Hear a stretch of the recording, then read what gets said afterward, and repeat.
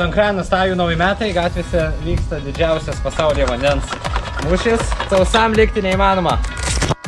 Tajų naujų metų laukime su nekantrumu. Nežinojome, ko tikėtis. Apie šią šventę girdėjome ir gero, ir blogo. Tačiau joje sudalyvavus buvo pranokti visi lūkesčiai gerąją prasme. Atmosferos perteikti tiesiog neįmanoma. Reikia ją pajusti pačiam.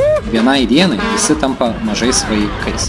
Nuo pat ryto žmonės pasidaro savo stationus, kuriuose yra sustatytos vandens cisternos, groja muzika ir vyksta dalinimasis geromis emocijomis. Šita beprotystė trunka visą dieną. Atrodo, kad patekai į kitą planetą. Kiekvienas stationas tave sutinka kaip šeimos narį. Tik ramiai atsisėdus supranti, kokia emociškai stipri yra ši diena. Tiek emocijų gauti ir duoti vienu metu yra tiesiog per daug.